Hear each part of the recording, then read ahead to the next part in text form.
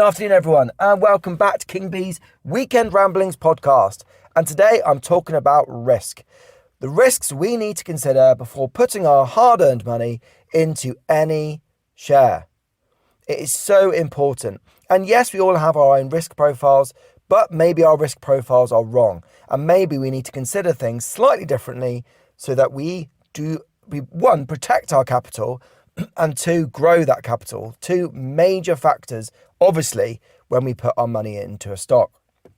So let's think about the discovery phase. Now, I go on and rave and rant about metals and mining investment because that's my baby. You know, it's something I know really well, and I can pick apart an RNS pretty quickly and think about where we're at with costs, funding, and lots of things. Okay, I talk about the Lausanne curve and think about how the discovery phase. Now, I talk about that curve and I share it a lot in our group. But really, the discovery phase, I think, can be applied to pretty much any stock. Why? Right, let's go through Enet, for example. Now, the risk with Enet was the fact that it had falling revenues. It's a loss-making enterprise currently, and it needs some orders in. And we discussed this in length in our group. So that is the risk, okay? So the risk profile is generated because it's a product. Yes, it's a product. It's gone through the discovery phase because the product's out there. It's being used. Brilliant. Then it went into this phase where then it needs contracts now to keep it going. And it wasn't getting those. It had a few along the way, but then it needed some more because the interims and the accounts didn't look brilliant. Then it got an order, didn't it? It got 800k, whatever it was, order. And you saw the spike, didn't you? So what's happened there is people have said, long-term investors have been down the dumps because, they might be making their money back. So their entry was post-discovery, lack of order phase. Okay? New investors over the past week have made, a bag on that stock because they've chosen their risk profile and thought, one order here and it can smash it. And that's exactly what we said in our group. But we have to go into these stocks with eyes open. We have to look into the accounts. I say that so much. So I call that a product factored risk. And if you look at, for example, Chill again is discovery phase, isn't it?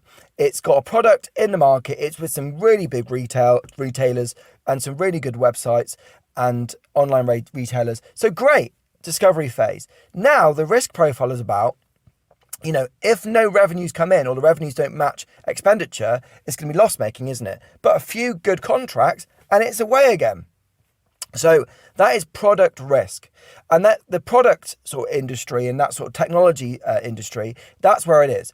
But again, I talk about discovery and then that orphan period really where they need to get and recognised by the market. As soon as the market recognises them, they're away. But again, they need to then break through the competitors as well. So there's a different phase there. And that's then when it really pushes through. If a stock's really going to do massive growth, it's got to push through competitors, it's got to be unique enough to break through, and it's got to be taken up rapidly so that competitors can't match their business. So I do look at uniqueness of a product as well before deciding about my growth investment stocks, because that's really important, isn't it? It's like any business. It's got to be unique enough to do well. Okay, let's look at pharma. Now, pharma, massive, huge, ginormous cash burn. It's going through trial phases, through the risks of trial phases as well. They could go wrong. It could prove ineffective with whatever they're testing.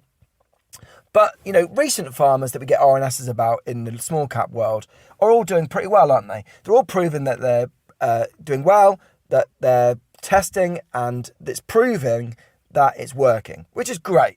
Okay, so the risks are reducing. Most of these farmers that we're talking about recently, Hemo, Gen-F, list goes on, AVCT, all these are lowering their risk along the way, which is brilliant, okay? But they're still going to have high cash burn. So again, looking into the accounts is super important. Now look at pretty much any pharma stock and their chart, and you get massive spike, discovery phase, then massive cash burn, and it just takes an age to get through phases of trials and all these other things that they need to do and get through FDA approval. And so the FDA approval is their spike, isn't it? It's their, like metals and mining really, it's that, wow, we've got a great asset, we've got a great product, it's been approved, like in metals and mining, they drill and they go, wow, we found a great lithium find or copper find. Brilliant. Now you've got to spend millions of pounds to get it out the ground or to get that product to market. So again, entry is super important. Don't invest in that discovery phase. Boom. But then you've got to think, agile investing's great. I believe, for example, with what's happened in my family, to anyone that's going to beat cancer. I think it's absolutely awesome.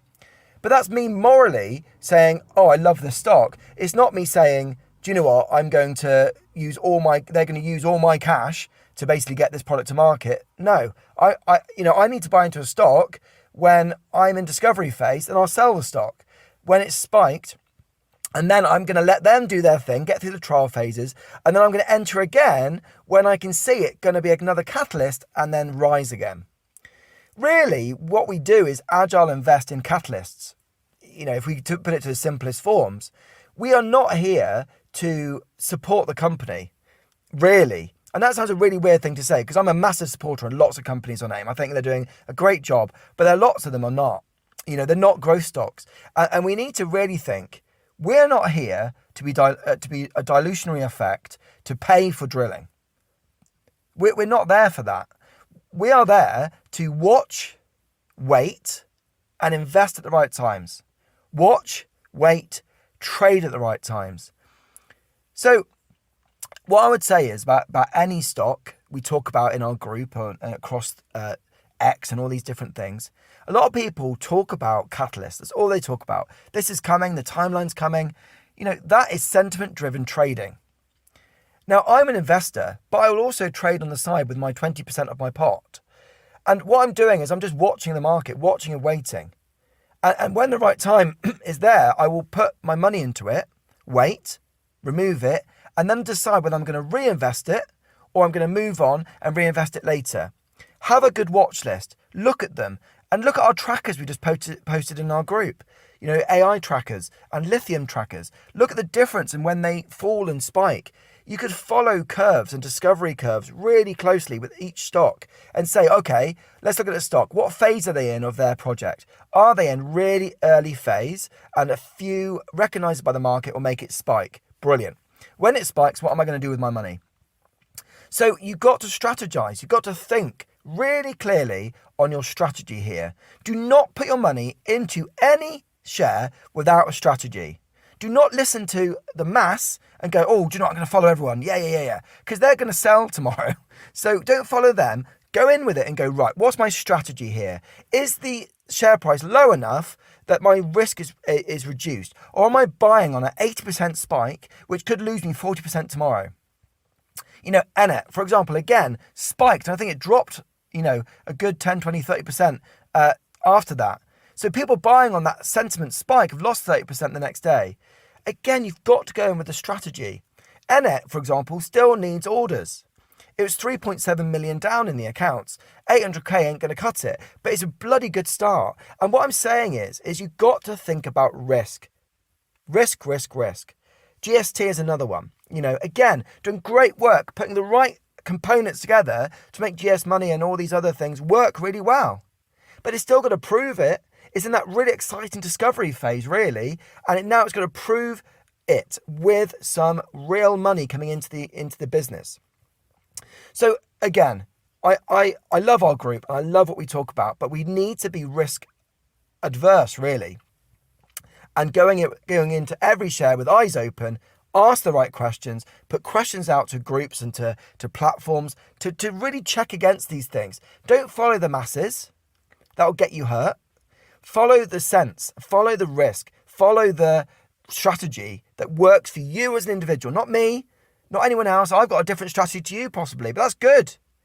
Okay, follow your sense, follow risk, follow your strategy. Right, hope that made sense. My ramblings for today. Have a great rest of your weekend.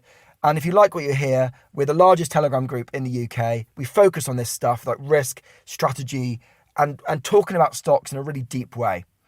So our link is in our description. Have a great weekend, and I'll see you Monday.